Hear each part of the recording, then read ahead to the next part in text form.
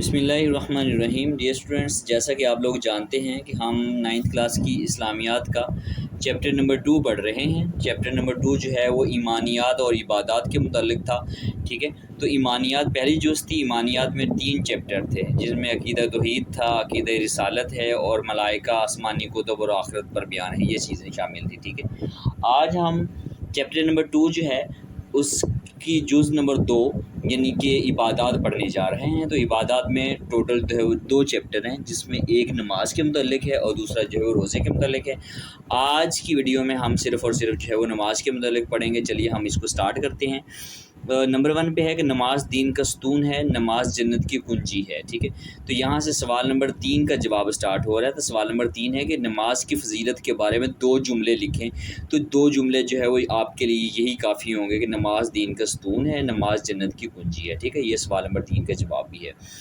نماز مومن کی معراج ہے، نماز مومن کی آنکھوں کی ٹھنڈک ہے۔ نماز کی فضیلت بیان ہو رہی ہے کہ نماز پڑھنے سے آپ کو کون کون سے فوائد جو ہے وہ حاصل ہوں گے، ٹھیک ہے۔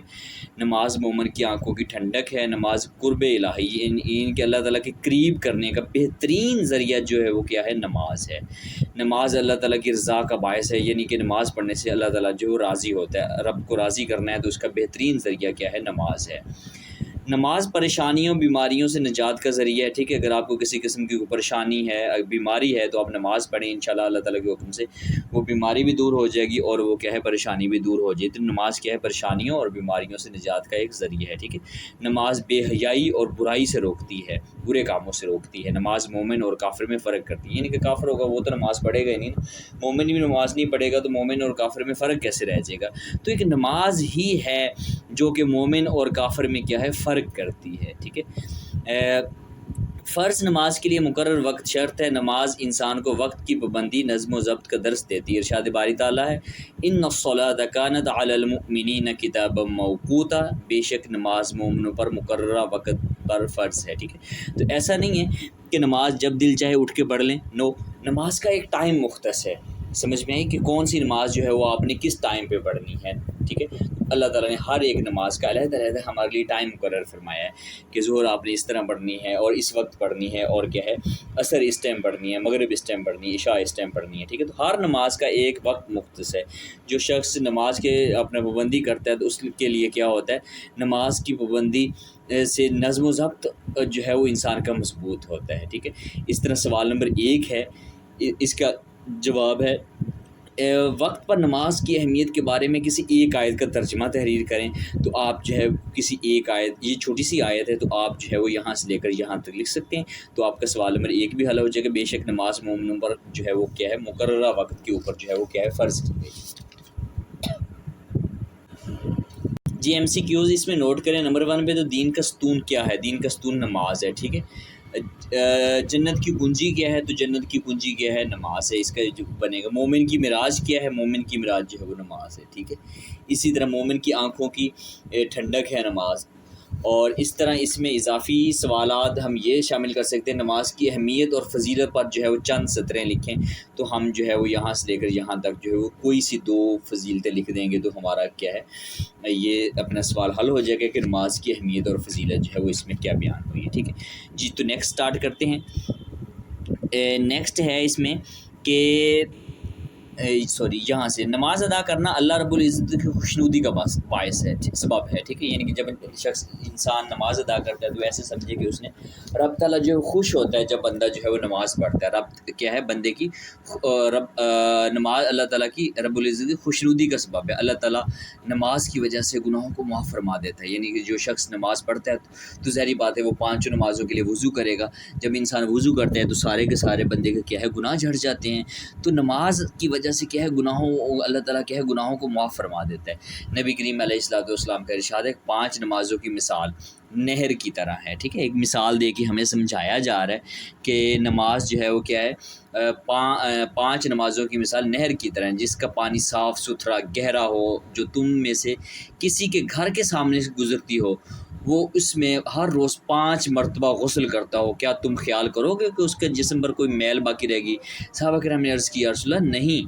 تو آپ نے ارشاد فرمایا 5 نمازیں گناہوں کو اس طرح ختم کر دیتی ہیں جس طرح پانی جو ہے وہ میل کو ختم کر دیتا ہے، ٹھیک ہے۔ یہ ایک مثال، بڑی خوبصورت مثال دی کہ جب بندہ جو ہے وہ نہر جس کے شخص کے گھر کے آگے سے بہتی ہے، اس کا صاف ستھرا پانی ہو، گہرا پانی ہو، تو انسان اس میں 5 مرتبہ نہائے تو ظاہری بات ہے جو دن میں 5 مرتبہ نہائے گا اس کے جسم پر میل کچیل جو وہ کہاں باقی رہے گی، سمجھ میں آئی؟ تو اسی طرح جو شخص 5 وقت نماز ادا کرتا ہے اس کے جسم پر بھی کسی قسم کی کوئی میل کچیل جو ہے وہ باقی نہیں رہتی، ٹھیک ہے۔ یہاں سے سوال نمبر 2 کا جواب ہے کہ 5 نمازیں ادا کرنے کے بارے میں نبی کریم علیہ السلام نے کون سی مثال دی، تو آپ یہاں سے لے کر جو ہے وہ یہاں تک آپ لکھ سکتے ہیں، ٹھیک ہے جی۔ نیکسٹ ہم چلتے ہیں جی۔ نماز کے لیے وضو کرنا شرط ہے، یعنی کہ وضو کے بغیر جو ہے وہ نماز نہیں ہوتی۔ جب انسان وضو کرتا ہے تو ہاتھ دھونا اور دانت صاف کرنا، ناک میں پانی چڑھانا، منہ دھونا، سر کا مسح کرنا اور پاؤں دھونا ظاہری طور پر انسان کو طہارت و پاکیزگی بخشتے ہیں، ٹھیک ہے۔ یہاں سے سوال نمبر جو ہے وہ 5 کا جواب سٹارٹ ہو رہا ہے کہ نماز کی شرائط کون کون سی ہیں، یعنی کہ نماز سٹارٹ کرنے سے پہلے کچھ چند شرائط ہیں۔ شرائط یہ ہوتی ہے کہ انسان وضو کرتا ہے، ہاتھوں کو دھوتا ہے، دانت صاف کرتا ہے، ناک میں پانی چڑھاتا ہے، منہ دھوتا ہے، سر کا مسح کرتا ہے، پاؤں دھوتا ہے، یہ ساری نماز کی شرائط ہیں، ٹھیک ہے۔ تو آپ یہاں سے لکھ سکتے ہیں کہ یہ سوال نمبر 5 میں یہ پوچھا گیا کہ نماز کی 2 شرائط لکھیں، تو اتنی ساری شرائط لکھی، آپ ان میں سے کوئی بھی 2 لکھ سکتے ہیں۔ تو مجھے یہ اچھی لگی تو میں نے، ویسے تو ساری اچھی ہیں، مجھے یہ آسان لگی تو میں نے کیا ہے یہاں سے جو ہے وہ آپ لوگوں کے لیے لکھ دی ہے، ٹھیک ہے۔ نیکسٹ ہے جب انسان نماز کا آغاز کر کے تکبیر تحریمہ، یعنی کہ جب ہم سٹارٹنگ میں اللہ اکبر کہتے ہوئے ہاتھ باندھتے تو اس کو کہتے ہیں تکبیر تحریمہ، کہتے ہوئے نماز میں داخل ہوتے ہیں تو قیام قرات، قیام کا مطلب ہوتا ہے جب ہم کھڑے ہوتے ہیں، قرات کا مطلب ہوتا ہے جو ہم سورۃ فاتحہ پڑھتے ہیں یا ولادالین کے بعد جو سورت ملاتے ہیں اس کو قرات کہتے ہیں۔ رکوع کا مطلب آپ کو پتہ ہے، سجود کا مطلب بھی پتہ ہے، قاعدہ و جلسہ اور سلام ترتیب۔ قاعدہ جلسہ سے مراد ہوتا ہے دونوں سجدوں کے درمیان اطمینان سے بیٹھنا، ٹھیک ہے۔ قاعدہ جو ہے وہ مطلب جب ہم اتحیات کی حالت میں بیٹھتے ہیں اس کو قاعدہ کہتے ہیں، اور سلام ترتیب کے ساتھ جو ہے وہ لازم ہے۔ یہ نہیں ہے کہ آپ تکبیر تحریمہ پہلے کہہ دیں، ٹھیک ہے، اس کے بعد جو ہے وہ سلام پہلے پھیر دیں، رکوع بعد میں کریں، سجود اس سے پہلے کر دیں، نو، اس کو ترتیب کے ساتھ ادا کرنا ہے۔ نمبر 1 پہ تکبیر تحریمہ ہے نماز میں داخل ہونے کے لیے، پھر ہم قیام کریں گے، قرات کریں گے، رکوع، سجدہ، قاعدہ، جلسہ، یعنی کہ دونوں، یعنی کہ ہم کھڑے ہوں گے، اور سلام جو ہے وہ ترتیب کے ساتھ ان کو کرنا لازم ہے۔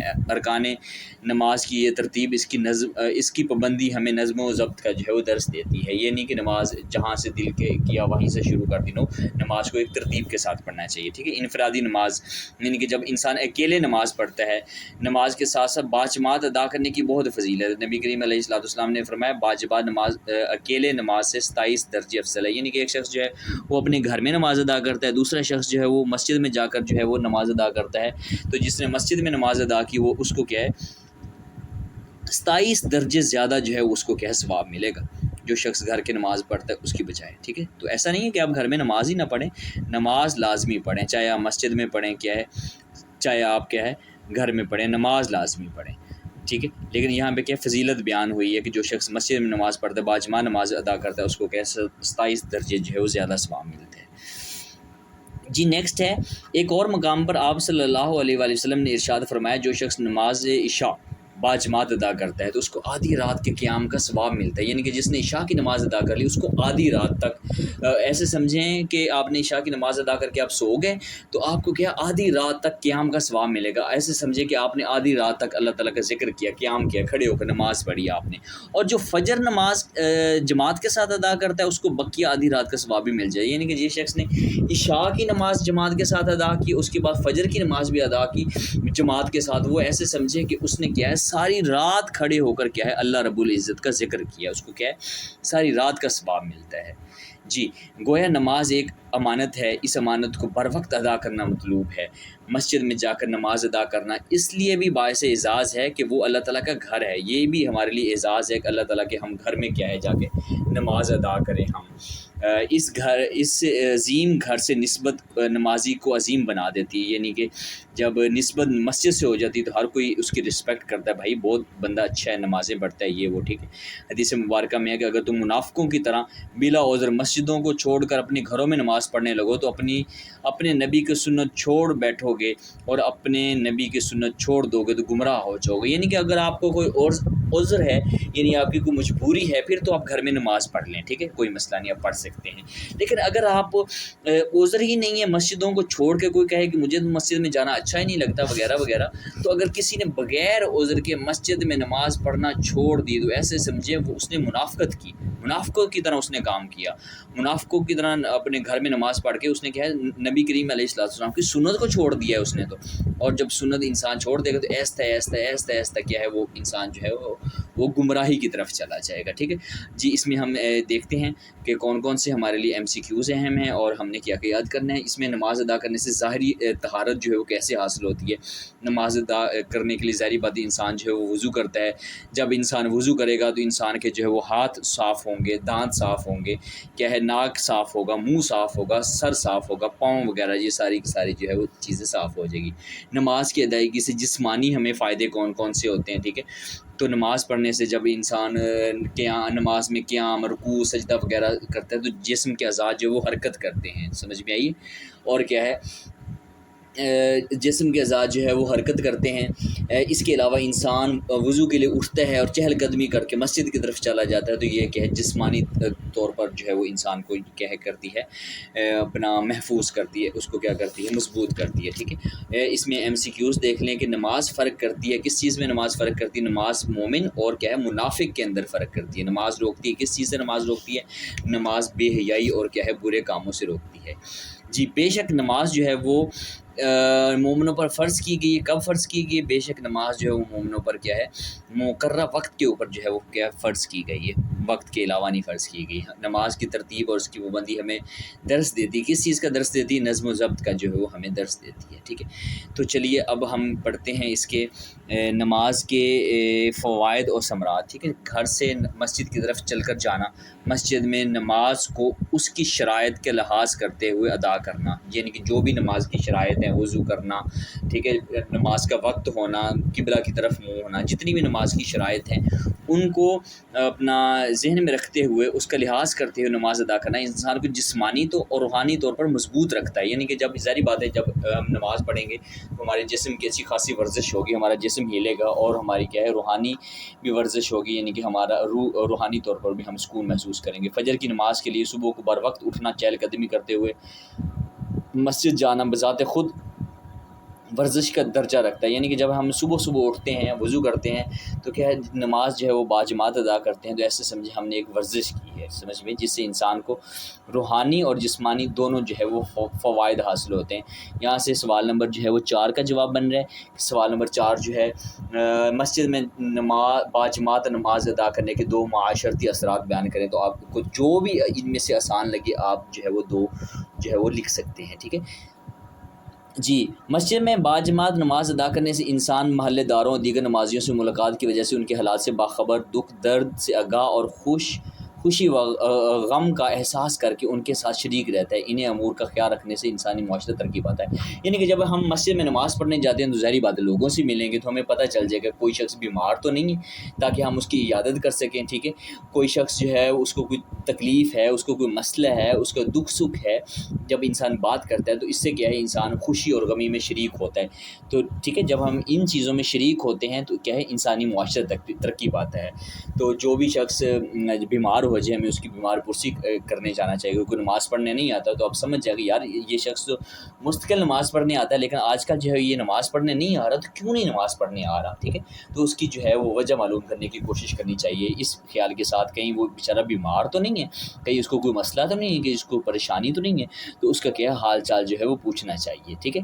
نیکسٹ جو ہے نماز ہمدردی، ایثار، اخوت، محبت اور رواداری جیسے جذبات پیدا کرتی ہے۔ نماز سے انسان کے اندر ہمدردی پیدا ہوتی ہے، ایثار کا جذبہ پیدا ہوتا ہے، محبت کا جذبہ پیدا ہوتا ہے، رواداری کا جذبہ جو ہے انسان کے اندر پیدا ہوتا ہے، ٹھیک ہے۔ خشوع خضوع والی نماز اللہ تعالیٰ کے یہاں بہت پسندیدہ ہے، یعنی خشوع خضوع سے مراد یہ ہے کہ انتہائی توجہ کے ساتھ جو ہے وہ اللہ تعالیٰ کے یہاں نماز ادا کرنی چاہیے انسان کو۔ یہ نہ ہو کہ نماز پڑھ رہے ہوں آپ کے خیالات جو ہے وہ دنیا میں گھوم رہے ہوں، آپ کو پتہ ہی نہ ہو کہ آپ کیا کر رہے ہیں اور کیا پڑھ رہے ہیں کیا نہیں، ٹھیک ہے، تو انتہائی خشوع خضوع توجہ کے ساتھ آپ جو ہے نماز اگر پڑھتے ہیں تو یہ نماز جو ہے وہ اللہ تعالیٰ کو جو ہے وہ کیا ہے بہت زیادہ پسند ہے جی ہمیں چاہیے کہ ہم مکمل طہارت یعنی کہ مکمل پاکی کا خیال رکھتے ہوئے خشوع و خضوع کے ساتھ باجماعت نماز ادا کریں، تاکہ ہم نماز کے روحانی، جسمانی اور معاشرتی اثرات سے جو ہے وہ فائدہ حاصل کر سکیں، ٹھیک ہے۔